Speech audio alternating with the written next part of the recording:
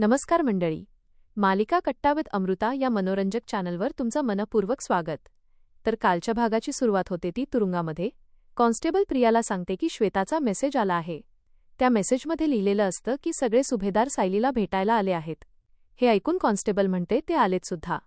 ते भेटीच्या खोलीमध्ये बसले आहेत. मग प्रिया म्हणते तू मलाही भेटीच्या खोलीमध्ये घेऊन चल. त्यावर कॉन्स्टेबल म्हणते पण जेलर मॅडमना मी काय सांगू. तेव्हा प्रिया म्हणते माझं काय बोलायचं ते मी बोलेन. पटकन दरवाजा उघड. मग ती कॉन्स्टेबल दरवाजा उघडते. इकडे सायली मधुभाऊंना सांगते की हे सगळं सुरेशने केलेलं आहे. मधुभाऊ हे ऐकून थक्क होतात. ते म्हणतात काय, हे सगळं सुरेशने केलं? माणसं इतकी कशी वाईट वागू शकतात ग. तो सुरेश मेरेसमोर जे काही बोलला होता ना ते मी कोर्टात साक्ष म्हणून सांगेल. तो इथे सोनलचा खोटा काका बनून आला होता, म्हणूनच तुम्ही विश्वासाने सोनलला त्याच्यासोबत पाठवलं होतं. त्यांचं हे बोलणं ऐकून अर्जुन मनात म्हणतो तुमचीही साक्ष कोर्टात चालणार नाही. मधुभाऊ, जे काही घडतंय ना ते खूप भयंकर घडतंय. तुम्हाला कोणालाच त्यातलं काही माहीत नाही. मग सायली मधुभाऊंना म्हणते जे काय सत्य आहे ना ते कोर्टात बाहेर येईलच. तोपर्यंत आपण धीर धरूया. त्यानंतर सायली विचारते मला सांगा गौरी कशी आहे. मग मधुभाऊ म्हणतात तुला काय सांगू सायली, तिच्या डोळ्यातील पाणीच थांबत नाही. सतत तुझी आठवण काढत असते. मग सायली म्हणते तिला सांगा मी लवकरच परत येईन. आणि हो, सोमू आणि श्रेयसला सांगा की अभ्यासात लक्ष असू दे. तेवढ्यात पूर्णाजी म्हणतात सायली तू इथे तुरुंगात आहेस तरीही आश्रमातील मुलांचाच विचार करत आहेस. तेवढ्यात प्रिया तिथे येते. ती पूर्णाजींना म्हणते कशा आहात तुम्ही, आणि घरातील सगळ्यांनाही विचारते तुम्ही कसे आहात सगळे. तेवढ्यात प्रतापराव म्हणतात अर्जुन, आपल्याला इथे कोणालाही भेटण्यासाठी परवानगी घ्यावी लागते ना, मग ही इथे कशी आली. चैतन्य म्हणतो काका थांबा, मी बघतो हिला कोणी परवानगी दिली. आणि तो बाहेर जाणार एवढ्यात प्रिया त्याला थांबवते. ती म्हणते तुला खरंच असं वाटतंय की मी परवानगीशिवाय इथे आले. अरे मी जेलर मॅडमकडून खास परवानगी घेतली आहे तुम्हा सगळ्यांना भेटायला, कारण मला तुम्हा सगळ्यांना भेटायचं आहे, तुमच्याशी बोलायचं आहे. इतक्या दिवसांत तुम्हाला माझी कधीच आठवण आली नाही का. मग पूर्णाजी म्हणतात आम्हाला तुझी आठवण का येईल. प्रिया म्हणते आजी अगं मी तुझी नातसून आहे, जशी सायली आहे तशीच. पण तुम्ही सगळ्यांनी तर मला परक करून टाकलं. अश्विन तर मला भेटायला सुद्धा येत नाही. बरं, मी माझे सगळे गुन्हे कबूल केलेत ना, तरी तुम्ही माझं नाव टाकून दिलं. आणि सायलीच्या बाबतीत सुद्धा हेच करणार आहात का. तेवढ्यात कल्पना म्हणते सायलीने काहीही चूक केलेली नाहीये. प्रिया म्हणते आई अगं तू असं म्हणून काय होणार आहे. इथे सगळ्यांना कळलं आहे की सायलीच्या विरोधात खूप मोठे पुरावे आहेत. तुम्हाला ती कितीही साधी भोळी वाटली ना तरी तिने केलेला गुन्हा खूप घाणेरडा आहे. पण शिक्षा फक्त मलाच का. तेवढ्यात पूर्णाजी तिच्यावर चिडतात आणि म्हणतात खबरदार, तिची तुलना स्वतःशी केलीस तर. अस्मिता म्हणते अगं तुला सायलीच्या नखाचीही सर येऊ शकत नाही. प्रतिमा म्हणते सायलीने कुठलाही गुन्हा केलेला नाही आणि तू खरंच गुन्हेगार आहेस. अश्विन म्हणतो दादा मला या मुलीशी वादसुद्धा घालायचा नाही. प्लीज काहीतरी कर आणि हिला इथून घेऊन जायला सांग. मग अर्जुन कॉन्स्टेबलला विचारतो ही खरंच परवानगी घेऊन आली आहे का. मग कॉन्स्टेबल म्हणते हो, जेलर मॅडमने आत्ताच परवानगी दिली आहे. हे ऐकून प्रतापराव म्हणतात आपण हिच्याशी बोलायला हवं असं काही नाही आहे ना. जिला आपल्याशी नातं जपता आलं नाही तिच्याबरोबर आपल्याला नातं जपायचं नाही. अस्मिता म्हणते प्रिया जेल हीच तुझी खरी जागा आहे. आमच्या घरात तुला अजिबात जागा नाहीये, कारण तुझा गुन्हा जास्त मोठा आहे. मग प्रिया म्हणते हाच न्याय सायलीला लावून दाखवा ना, कारण तिने केलेला गुन्हा माझ्यापेक्षा मोठा आहे. पूर्णाजी म्हणतात सायली निर्दोष आहे आणि अर्जुन तिची लवकरात लवकर निर्दोष सुटका करून घेईल आणि आम्ही सगळे तिच्या ठामपणे पाठीशी उभे आहोत. आणि ते सगळे हातात हात देऊन आपली एकी दाखवून देतात. सायली म्हणते आमच्यातील एकी भक्कम आहे प्रिया, त्यामुळे तू कधीच आम्हाला पुन्हा छळू शकत नाहीस. तुला जे हे विजय मिळत आहेत ना ते तात्पुरते आहेत, ते साजरे कर, कारण अंतिम विजय आमचाच असेल, माझा आणि माझ्या कुटुंबाचा. प्रिया मात्र म्हणते सायली अगं मला सुद्धा या एकीचा अभिमान आहे, कारण मीही या कुटुंबाचा एक भाग आहे ना. पण तुम्ही मला तुमच्यातलं का मानत नाही हेच कळत नाही मला. आज आपण सगळे इतक्या दिवसांनी एकत्र भेटलोय. पूर्णाजी तू मला जवळ घे ना ग. माझ्या पोटात वाढतोय ना ते तुझं पतवंड आहे, निदान त्याचा तरी रागराग करू नको.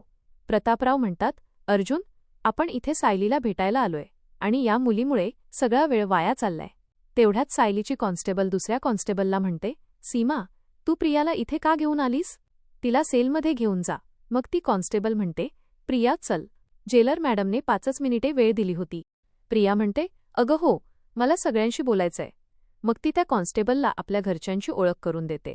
या माझ्या आजी सासू, त्या माझ्या सासूबाई, ती माझी नणंद. तेवढ्यात अस्मिता म्हणते, ए जा गं, मी तुझी कोणीच लागत नाही. तेवढ्यात कॉन्स्टेबल तिला तिथून ओढून घेऊन जाते. मग कल्पना म्हणते, प्रिया याच जेलमध्ये आहे हे मला माहिती होतं, पण आपल्याला इथे भेटेल असं नव्हतं वाटलं. प्रतिमा म्हणते, सायली, तुझी आणि प्रियाची इथे भेट होते का गं? नाही म्हणजे सगळ्यांना वेगवेगळं ठेवतात ना गं? मग सायली म्हणते, हो, सगळ्यांना वेगवेगळंच ठेवलं जातं, पण जेवणासाठी किंवा इतर कुठल्या कारणासाठी एकत्र बोलावलं जातं. अस्मिता म्हणते, बापरे सायली, तू स्वतःची काळजी घे. हा प्रिया काहीही करू शकते. तेव्हा कल्पना अर्जुनला विचारते, अर्जुन, प्रिया सायलीला काही करू शकत नाही ना? अर्जुन म्हणतो, मम्मा, तू काही काळजी करू नकोस, सायलीला ती काही करू शकत नाही. इथे पोलिसांचा बंदोबस्त असतो आणि हो, या आशाताई आहेत. त्या सायलीची खूप काळजी घेतात, तिचं औषधं, जेवण सगळं बघतात. पूर्णाजी त्यांचे आभार मानतात आणि म्हणतात, माझ्या तन्वीची काळजी घेणारं इथे कोणीतरी आहे हे ऐकून बरं वाटलं. मग ती कॉन्स्टेबल म्हणते, तुम्ही काही काळजी करू नका, मला जसं जमेल तसं मी तिच्यासाठी नक्की करेन. चैतन्य म्हणतो, आपली भेटण्याची वेळ संपत आहे, आपल्याला निघावं लागेल. अश्विन म्हणतो, आपल्याला 10च मिनिटं झालेत. अर्जुन म्हणतो, एवढाच वेळ मिळतो, आता निघावं लागेल. सायली म्हणते, आता तुम्ही सगळे निघा आणि निघण्याआधी मला एक वचन द्या, कोणीही दुःख करत बसणार नाही. सगळ्यांच्या चेहऱ्यावर हसू असेल. मधुभाऊ, आपला आश्रम जसा आधी चालू होता तसाच चालू राहील. कुसुमताईच्या मदतीने तो सांभाळा आणि मी लवकरच परत येणार आहे. एवढं वचन द्याल ना मला तुम्ही? अश्विन म्हणतो, हो सायली वहिनी, आम्हाला खात्री आहे तू इथून लवकरच सुटणार आहेस, त्यामुळे आम्ही आता रडत बसणार नाहीये. अर्जुन म्हणतो, उद्याचा दिवस खूप महत्त्वाचा आहे आपल्यासाठी. मी तुझं आरोपपत्र आणि वकीलपत्र सबमिट करेन आणि तुझ्या जामिनासाठीही प्रयत्न करेन, पण आजची रात्र तुला जेलमध्ये काढावी लागणार आहे. पूर्णाजी म्हणतात, येतो आम्ही, तू काळजी घे. आणि ते सगळे तिथून बाहेर पडतात. पण अर्जुन आणि प्रतिमाला सायली थांबवून ठेवते. सगळे बाहेर गेल्यावर ती प्रतिमाला म्हणते, आई, मी परत येईपर्यंत तू अन्नपूर्णा निवासमध्ये जाऊन राहा. सगळ्यांच्या चेहऱ्यावर निराशा येणार नाही याची जबाबदारी मी तुझ्यावर टाकते. मग प्रतिमा म्हणते, हो, मी सगळ्यांची काळजी घेईन. मग सायली विचारते, बाबा कसे आहेत? प्रतिमा म्हणते, हो, ठीक आहेत, पण मी यातलं त्यांना काहीच सांगितलेलं नाही. अर्जुन म्हणतो, मीच सांगितलं होतं की त्यांना काही सांगू नका, आणि पूर्णाजीही म्हणाल्या होत्या की देवदर्शन अर्ध्यावर सोडून यायचं नसतं. सायली म्हणते, बरं ठीक आहे, चांगलं केलं तर तुम्ही कळवलं नाही. त्यांनी तीर्थयात्रा अर्धवट सोडावी अशी खरंच माझीही इच्छा नाही. मग प्रतिमा म्हणते, ठीक आहे, येतो आम्ही, तू माझ्यावर सोपवलेली जबाबदारी लक्षात ठेवीन मी. आणि ती बाहेर जाते. अर्जुन म्हणतो, मी पण निघतो आता, तू नीट राहशील ना? मग सायली म्हणते, तुमच्यावरही एक मोठी जबाबदारी आहे, आता माझ्या बाळाच्या बाबांची नीट काळजी घ्यायची. मग अर्जुन भावूक होतो आणि सायलीच्या पोटावर हात ठेवत म्हणतो, बाळ म्हणत असेल आता मी तर याला बेस्ट बाबा म्हणायचो, पण हा माझ्या आईसाठी काहीच करत नाहीये. मग सायली म्हणते, चुकताय तुम्ही, उलट बाळ म्हणत असेल माझे बाबा बेस्टच आहेत, माझ्या आईला लवकरात लवकर इथून सोडवतील. आणि ती अर्जुनला मिठी मारते. मग अर्जुन म्हणतो, तू काही काळजी करू नकोस, मी काहीही करून उद्या जामीन मिळवेन. आणि तो तिथून निघून जातो. मग कॉन्स्टेबल सायलीच्या जवळ येते आणि म्हणते, सायली, तुझ्यावर प्रेम करणारी इतकी माणसं आहेत, खरंच खूप भाग्यवान आहेस तू. मग कशाला एवढी रडतेस? चल आराम कर. इकडे सचिन एक वकील तयार करतो. सुरेशच्या केसबद्दल त्याला सगळी माहिती सांगतो. तो म्हणतो, आम्ही तुमच्यापासून एकही गोष्ट लपवलेली नाही. मग वकील म्हणतो, डॉक्टर आणि वकील यांच्यापासून काहीच लपवायचं नसतं सचिन सर. तेवढ्यात महिपत म्हणतो, साहेब, आमच्याकडे लपवण्यासारखं काही नाहीच आहे, सगळं कसं पाण्यासारखं स्वच्छ आहे. मग वकील म्हणतो, हे काय मला माहिती नाही का? अहो, दिवसाची सुरुवातच माझी तुमच्या फोटोच्या दर्शनाने होते आणि रात्री झोपताना सुद्धा तुमचा चेहरा समोर येतो.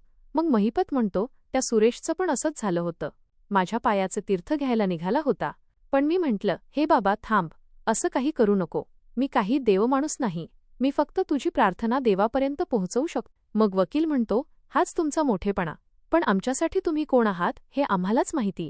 मग वकील म्हणतो, आता सुरेश तुमचा भक्त म्हणजे आमचा गुरुभाऊ झाला ना, आता मी त्या सुरेशला वाचवण्यासाठी जे काही करता येईल ना ते करेन.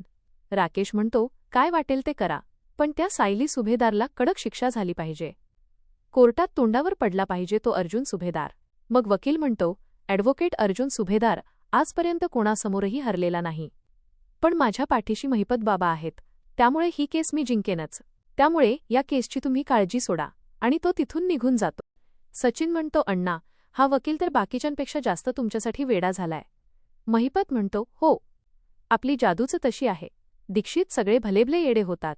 मग राकेश म्हणतो, बरं, हा वकील सुरेशची केस लढायला तयार झाला हे प्रियाला सांगायला हवं.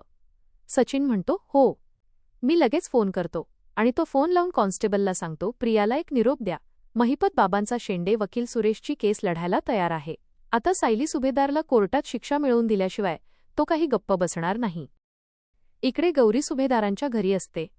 ती खूप रडत असते. कुसुम तिला खूप समजवण्याचा प्रयत्न करते.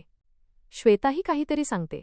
मग ती म्हणते, नाही, मला सायलीताईला आत्ताच भेटायचं आहे. तेवढ्यात कोर्टातून सगळे घरी परत येतात. मधुभाऊ म्हणतात, कुसुम, तिला इथं का घेऊन आलीस? कुसुम म्हणते, काय करू? ती तिथे रडायची थांबतच नव्हती. आणि बघा ना, आत्ताही ऐकत नाही. मग श्वेता म्हणते, आता तिला कसं सांगायचं की तिची सायलीताई तिला इतक्यात नाही भेटू शकत? कल्पना म्हणते, सायलीचा सगळ्यांना पटकन लळा लागतो. आता आम्हालाच तिच्याशिवाय चैन पडत नाही. मग या लहान मुलीचं काय होत असणार आहे? प्रतिमा म्हणते, ही तर अशी रडते की हिची आईच हिच्यापासून दूर गेलीय. प्रतापराव म्हणतात, सायलीच्या बाबतीत हे सगळं घडलं आणि आपल्या घराची रयाज गेली. ही मुलगी लहान आहे म्हणून रडते तरी. आपल्या सगळ्यांचीही हीच अवस्था आहे. फक्त आपण रडू शकत नाही, एवढंच. तेवढ्यात प्रतिमाला सायलीने दिलेली जबाबदारी आठवते. तेवढ्यात अश्विन आणि अस्मिता तिथे येतात. मग अर्जुन विचारतो, पूर्णाजी झोपल्या का? अश्विन म्हणतो, हो.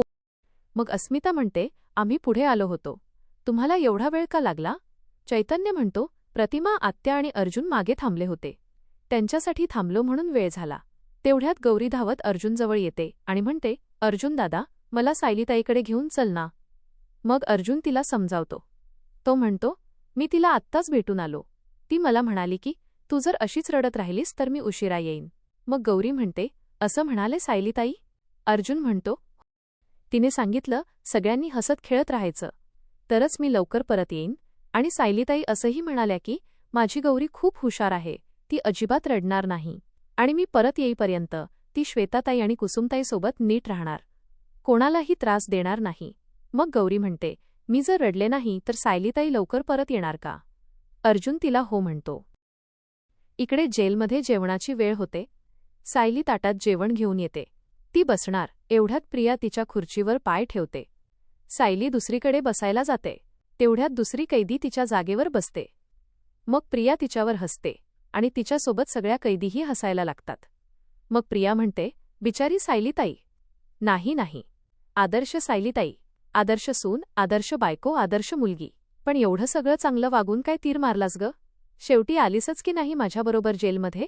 आता तू इथेच सडणार, आणि तुझं बाळसुद्धा. हे ऐकून सायलीला राग येतो. ती प्रियावर ओरडते. तिच्याजवळ जाते आणि म्हणते, बाळावर जायचं नाही. आधीच सांगून ठेवते, जेलमध्ये राहण्यासाठी तुझा जन्म झालाय, आमचा नाही. प्रिया म्हणते, एवढा आत्मविश्वास कुठून येतो ग तुझ्यात? सायली म्हणते, निर्दोष असण्यातून येतो, आपल्या माणसांतून, आपल्या बाळाच्या प्रेमातून येतो. आणि मी वचन दिले माझ्या बाळाला. जन्म होईल तर जेलच्या बाहेरच. हे ऐकून प्रिया तिच्यावर हसते.